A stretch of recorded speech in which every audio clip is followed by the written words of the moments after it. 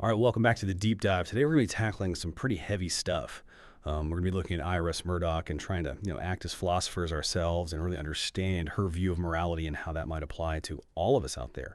So, to do that, we're going to be using, the entry from the Stanford Encyclopedia of Philosophy, just kind of to, keep us on track and really unpack the key insights from this pretty big thinker. Yeah, and she's really interesting because she kind of takes on, well, she engages with so many different ideas. I mean, she was into Wittgenstein, of course, and big names in the analytic tradition, but also continental thinkers like Sartre and Heidegger. I mean, she even gets into religious traditions and all sorts of different philosophical schools. I mean, from Plato all the way to Kant and even Simone Weil. She really has this panoramic kind of view, and she even says she considers herself a kind of Platonist. So I think it's really this wide range of sources and influences that makes her perspective so unique. Yeah, definitely. So she wasn't working in a vacuum. She was part of this group at Oxford, the wartime quartet, with Anscombe, Foote, and Midgley, and they were really influential. They kind of challenged, the way that a lot of people were doing philosophy at the time, and they were pushing back against, this very male-dominated, approach that was very focused on logic and language. They really felt like something was missing. Like it was all very technical and kind of disconnected from the way people actually live and experience ethics. I mean, for them, it was missing a real engagement with human nature, with virtue and vice. Yeah, it sounds like they were kind of saying like, hey, ethics isn't just some abstract puzzle to solve. It's about how we live our lives. Exactly. They felt that this kind of clean separation between facts and values that a lot of philosophers at the time were working with, it just didn't really capture the messy reality of how our inner lives shape our moral experiences. So our deep dive today is going to kind of explore how Murdoch went about developing her own arguments against this view. So we're going to be looking at her critique of how existentialists and behaviorists thought about the self, her concept of moral reality, which is really key to her work, and the role of our inner thoughts and perceptions in shaping our moral lives. Yeah. This thing she calls the fabric of moral being. Okay, yeah, I've heard that phrase before, fabric of moral being. It's intriguing. It is, isn't it? And we'll also look at how she kind of moves away from thinking about morality in terms of doing and shifts towards seeing. And we can't forget about the influence of Simone Weil, who is a really important figure for her. And then finally, we'll look at her later thoughts on duty and axioms, which might seem a little surprising given her earlier work, but it all kind of, it shows how her thinking evolved over time. And I think all of this is going to, give us some really good tools for thinking about how to live a more moral life ourselves, how to kind of act as philosophers in our own daily lives. Yeah, for sure. I'm excited to dive in. So I guess the best place to start is with her own intellectual journey. Like, how did she get to this point of view? Yeah, that's a good place to start. So, I mean, she was a well-respected teacher at Oxford and really involved in the philosophical debates of her time. But what's interesting is that she actually started out quite fascinated by Sartre and existentialism. Like her first book was actually on Sartre. Wow. Okay. Yeah. That's really surprising to me, actually. I mean, Sartre with his focus on, individual freedom and creating meaning in a meaningless world, that seems pretty different from, the Murdochs we're talking about, the one who talks about an objective moral reality. Like, where's the connection? Right. It does seem like a pretty stark contrast, but I think it actually highlights what she later came to see as missing in existentialism. She admired the fact that existentialism was, a kind of lived philosophy, deeply concerned with how you should live your life. But eventually she became critical of what she saw as its overemphasis on free will, this kind of radical freedom and its rejection of any kind of external source of value. So it's really her collection of essays, The Sovereignty of Good, that came out in 1970, that really became, her most influential work, and kind of the starting point for discussions of her moral philosophy. Then later on in 1992, she published Metaphysics as a Guide to Morals, and that was really her only, full-length book where she systematically lays out her her philosophical framework. And of course, I mean, you can't forget about her novels, right? Right, yeah, the Yeah. novel. I mean, she was a celebrated novelist. And I think, that part of her work, her fiction writing, it really informed her philosophical insights into human experience, even if she didn't always explicitly connect the two. Yeah, that makes sense.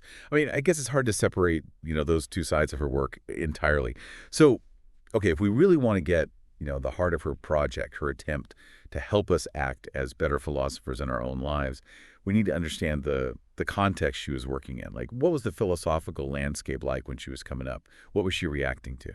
Yeah, so in the early 20th century, British philosophy was really kind of moving away from a Hegelian-influenced absolute idealism. And you had the rise of logical positivism with thinkers like A.J. Ayer, who were arguing that only statements verifiable, through observation, through our senses, that those were the only meaningful statements. So basically, anything that couldn't be empirically proven was just kind of nonsense. Right, and that included metaphysics. Our attempts to understand the fundamental nature of reality. They just saw it as meaningless, and they also basically said that ethical statements, they're not really about truth or falsity, but they're just expressions of emotion. So like I like chocolate is as meaningful a statement as some big ethical claim about the nature of good and evil. Yeah, in a way. I mean, obviously, logical positivism itself kind of, you know, faded away eventually. But that general skepticism towards metaphysics and objective values, that really persisted. So it was very, facts-focused, scientifically minded kind of approach. So where did that leave ethics? Like, how do you even do moral philosophy in that kind of climate? Yeah, that's a great question. And that's where R.M. Hare comes in. Mm. So he developed this thing called universal prescriptivism. And the basic idea is that moral statements, they're not really about truth or falsity. They're about, universally prescribing actions. Okay, so instead of saying lying is wrong, you say something like, don't lie, everyone, everywhere, always. Yeah, something like that. But Murdoch, she really disagreed with a lot of the assumptions that Hare's view was based on. Like, he had this really strong separation between facts and values. The idea that we all, share the same kind of morally neutral world of facts, and that our values are just kind of projected by us onto this world, and that ethics is, primarily about our actions, that our inner thoughts and feelings aren't really relevant, and that metaphysics has nothing to do with ethics, and also that philosophers, their job is just to analyze language, not to tell people how to live. Wow, that's a lot of disagreements. It sounds like she really felt this kind of approach, this very analytical approach, while, maybe rigorous in its own way, was just completely missing, the point of ethics. Yeah, and her friend Philippa Foot, she actually said, we were interested in moral language. She was interested in the moral life. She left us in the end. Ooh, Yeah. I mean, maybe not intentionally, but it does kind of show how Murdoch really wanted to move beyond just talking about ethics. She wanted to engage with the actual complexities of living a moral life. Yeah, absolutely. So Murdoch is pushing back against this very language-focused approach to ethics, but she's also not buying the existentialist idea of radical freedom. So how did she develop her own understanding of the self? Like, what's her picture of the moral agent? Well, she thought that both existentialism and analytic philosophy, they kind of overemphasized this role of a detached free will in making moral choices, like we're just these isolated minds making decisions in a vacuum. And she argued instead for a more, substantial self, this kind of rich inner life that's constantly being shaped by our attitudes and perceptions, our desires, attachments, beliefs, and crucially where we direct our attention.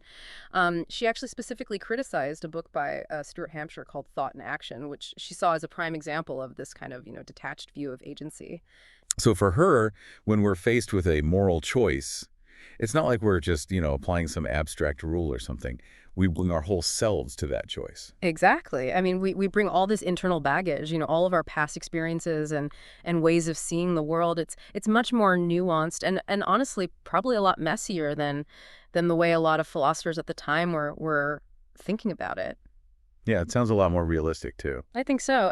And so she called for a kind of moral psychology, a way of understanding the self that really takes center stage in ethical considerations. And it's interesting because she actually embraced Freud's view of the psyche. This idea that humans are inherently, self-centered and driven by these conflicting motives, and that we're Hmm. deeply influenced by our individual histories. So that's a pretty, maybe a pessimistic view of human nature, right? Yeah, I mean, she was definitely influenced by Christian thought and Schopenhauer and Kant, those kind of darker, more pessimistic strands of thought.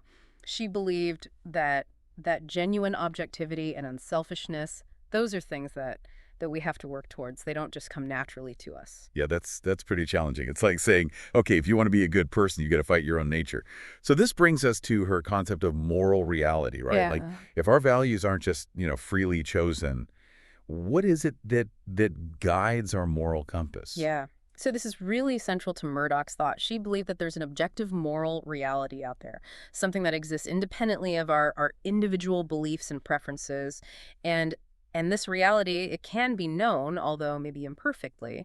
And she thought that this is what really motivates moral action. It's not just about us projecting our values onto a neutral world. Okay, so if I'm trying to understand the world like a philosopher, what does that mean? Like, what does this moral reality actually look like? So she kind of outlines three interconnected aspects of this moral reality. And the first one is other persons.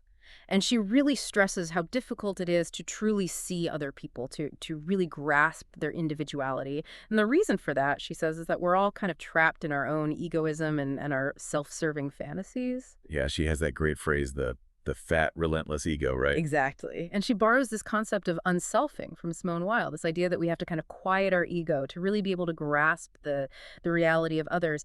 And she believed that this understanding, it comes in degrees. It's not, all or nothing. It's like you're always striving towards a more perfect, more complete understanding of the other person. So like a kind of moral perfectionism almost. Yeah, I think that's a good way to put it. And it's not just about, individual people either. She extends this idea of striving for clear-sightedness to other things beyond persons, like nature, art, intellectual concepts, even specific situations. She thought all of these things can be objects of moral aspiration when we try to see them, without distortion, without the filter of our own ego. Okay, so that's the first aspect of moral reality, other persons. What's the second? The second is what she calls the Platonic good, and this is where her Platonism really comes in. So she saw the good in this Platonic sense as kind of the ultimate aim of moral knowledge and love. So not just, good in the sense of like this pizza's good, but something more, something bigger. Right, exactly. She really rejected those kind of simplistic, functional or commendatory interpretations of good, like just meaning something functions well or that we happen to approve of it. She really emphasized its inherent mysteriousness, its depth.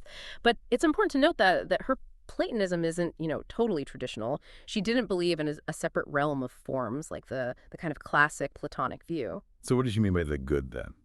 For her, it's more like an ideal, a kind of guiding star that helps us, orient ourselves morally in the world. And it's closely tied to our understanding of other persons.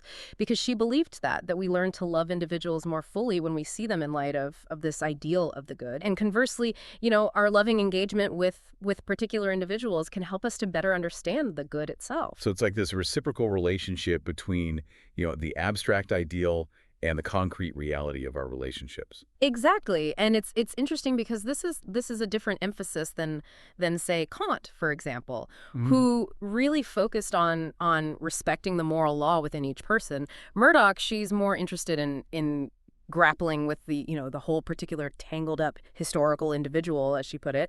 And she also acknowledged the influence of the Christian concept of God on her understanding of the good, seeing it as a kind of source of moral energy that goes beyond our natural, psychological limitations. Yeah, it sounds like a pretty demanding view of morality, to always be striving for this ideal, this good, while also fully engaging with, the messy reality of other people. It definitely is.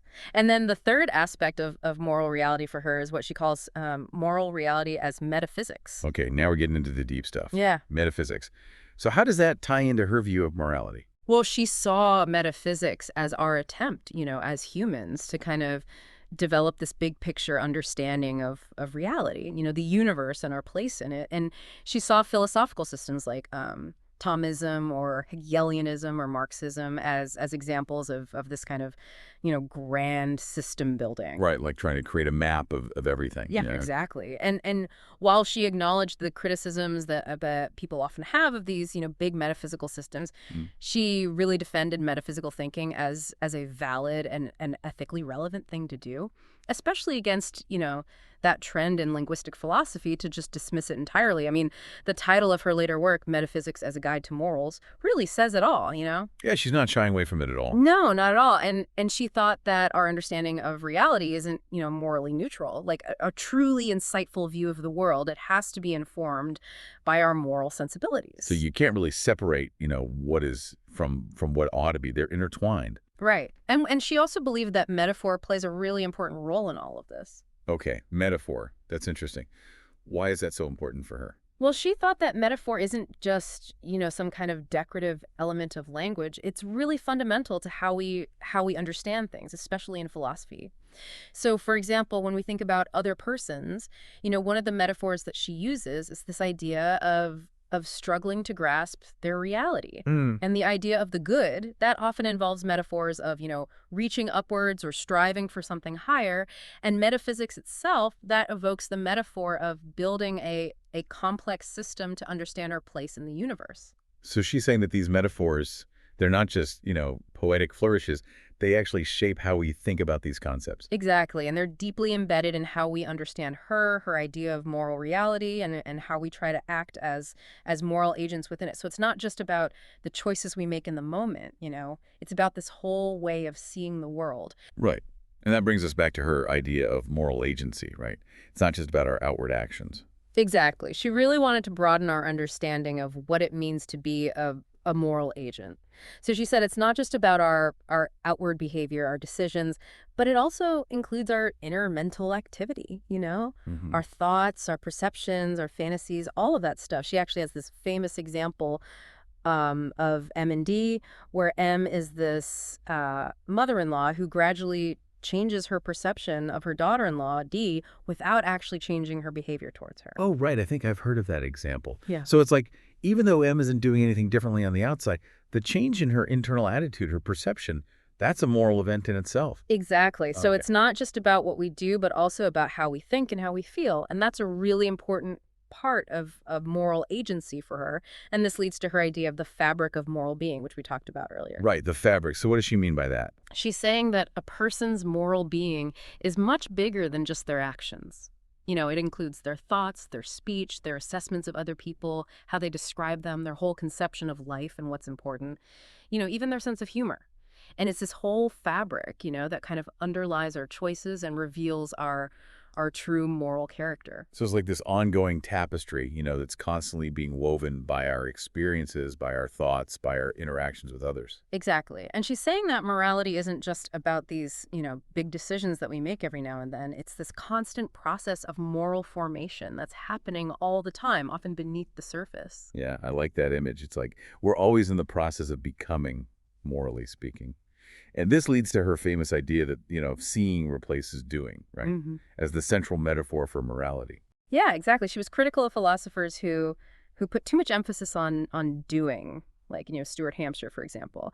And she proposed instead this range of visual metaphors like seeing, attention, perception, vision.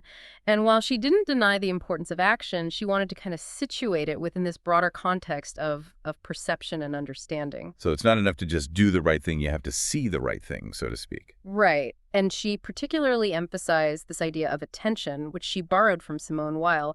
And she defined it as a just and loving gaze directed upon an individual reality. And for her, that was really the defining characteristic of the moral agent. So learning to see clearly and lovingly, that's the fundamental task of being a moral person. Okay, so Simone Weil is obviously a big influence here. Can you tell us a little bit more about her and how her ideas shaped Murdoch's view? Yeah, Simone Weil was a fascinating and really complex figure. I mean, she was a philosopher, a political activist, and later a very spiritual thinker. And Murdoch encountered her work in the early 1950s, and she had a really profound impact on her, especially in pushing her towards this kind of, this more Platonic view of things and this interest in the connection between morality and mysticism. Weil was also very critical of Marxism, which Murdoch also kind of picks up on in some of her own political writings. And her concept of attention, that was particularly influential, right? Yeah, absolutely. For Weil, attention had this really strong spiritual dimension. It was almost about, emptying yourself, making yourself receptive to truth, to God. And while Murdoch was really inspired by this, she kind of adapted it in her own way. She moved away from the explicitly religious aspect of it and developed a more active understanding of attention, as a kind of deliberately directed, just and loving gaze. But the core idea of this focused, receptive awareness, that remained really central to her. So it's like she took Weil's kind of mystical idea of attention and gave it a more, grounded practical application in the realm of everyday morality. Yeah, I think that's a good way to put it.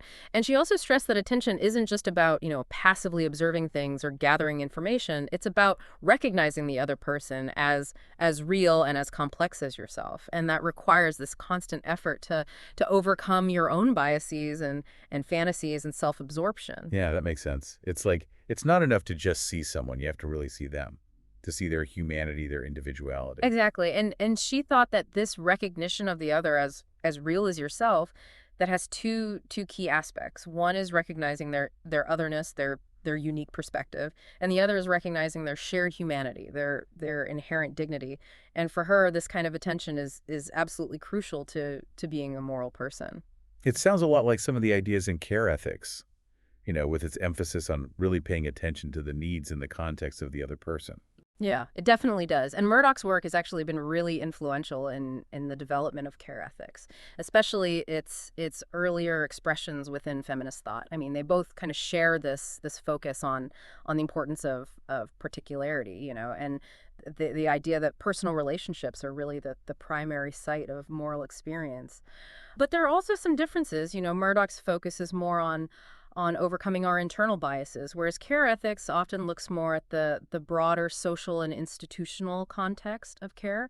And there's also a difference in the kind of metaphors they use. Murdoch uses this visual metaphor of attention, while care ethics is more focused on relationality and reciprocity.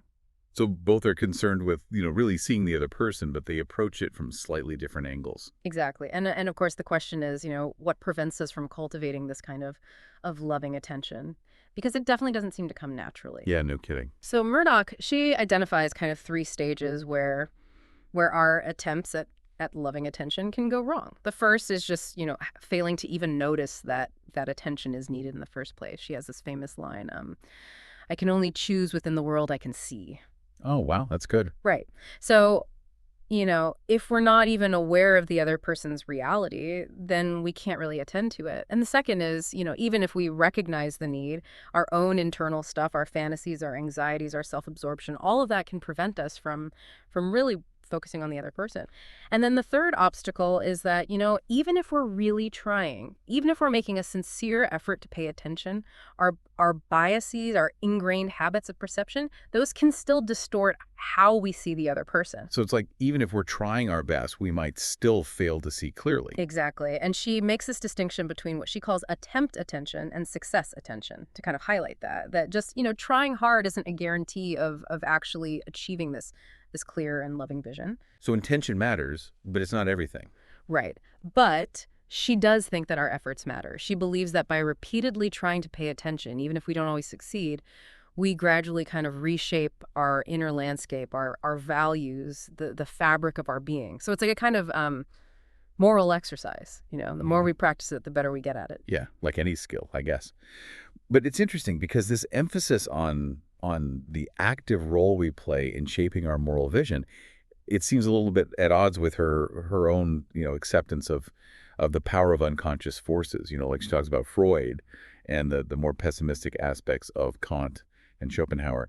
So how do you reconcile those two things? Yeah, that's a good point. It's definitely a bit of a tension in her thought. But I think you could say that, while she emphasizes our ability to direct our attention, she also recognizes that there are these deeper forces at play that we don't always have control over. And maybe the key is to kind of find a balance between, conscious effort and recognizing the limits of our own agency. Yeah, that makes sense. And, another thing that I've wondered about is, she focuses so much on the individual's inner struggle to see clearly, but doesn't that kind of overlook the role of social forces? Like the ways that our perceptions are shaped by things like stereotypes and societal biases. Yeah, that's a really important point, and I think it's fair to say that she doesn't really address that as much as she could have. I mean, she does talk about the concept of convention, but that doesn't really capture the full force of these social factors that can really distort our vision, often No. without us even realizing it. Right, like all the unconscious biases that we carry around with us. Exactly. And it's interesting because Martha Nussbaum, she actually pointed out that Murdoch seems to have a kind of surprising lack of interest in the political and social determinants of moral vision. Huh, that is surprising. So maybe her focus on the individual is a bit too narrow. Yeah, I think that's a valid critique. And it kind of raises the question, if she's so focused on this inner struggle, this kind of spiritual achievement of moral seeing, does that leave any room for the idea of someone who's just, naturally good? Right, like what about the person who just, does the right thing without all the agonizing and the self-reflection? Yeah, and she does actually address that. She talks about the virtuous peasant, this idea of someone who just seems to have this kind of unreflective goodness. And she draws on Schopenhauer here, who talks about those rare individuals who seem to lack this kind of um, egoism, this grasping self that most of us have. But even for those people, she suggests that there's still some kind of, inner discipline going on, some kind of, effort to suppress those self-serving desires and to be open to others, even if it's not as conscious or as deliberate. So maybe it's not so much about, the degree of effort, but more about the direction of our attention, like whether we're focused on ourselves or on others. Yeah, that's a good way to think about it. And it's also interesting that while her work has been really influential in the revival of virtue ethics, she's not really a virtue ethicist in the traditional sense. How so?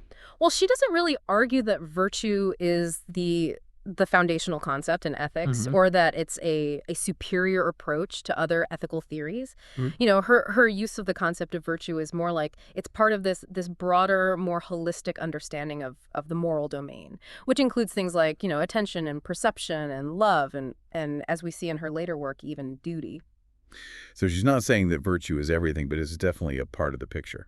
Right. And her later work, Metaphysics as a Guide to Morals, that really introduces some significant developments to her thought, especially regarding the role of duty and axioms. Okay, so let's talk about that.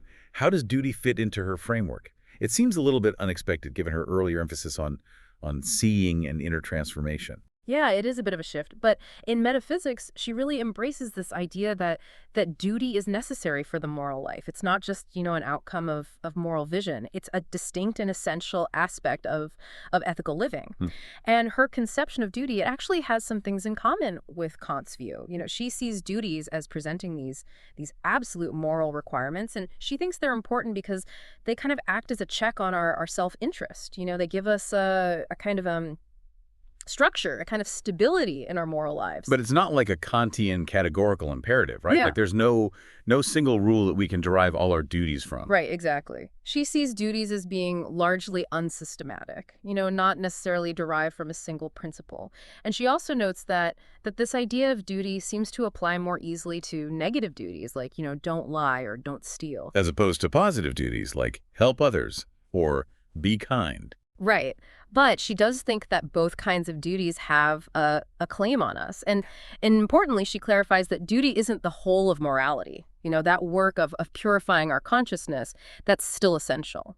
But she's adding this other layer of obligation, of external demands on our behavior. So she's kind of, complicating her picture of the moral life. It's not just about seeing clearly. It's also about doing what's right, even when it's hard, even when we don't feel like it. Yeah, exactly. And then she introduces this other concept called axioms. And those are kind of like the political counterpart to individual duties. Okay, axioms. What are those? She sees them as kind of fundamental principles that govern our public behavior and social organization. And they're similar to duties in that they're kind of unsystematic and historically contingent. And she uses the example of rights, like the right to happiness or the right to vote or animal rights, women's rights.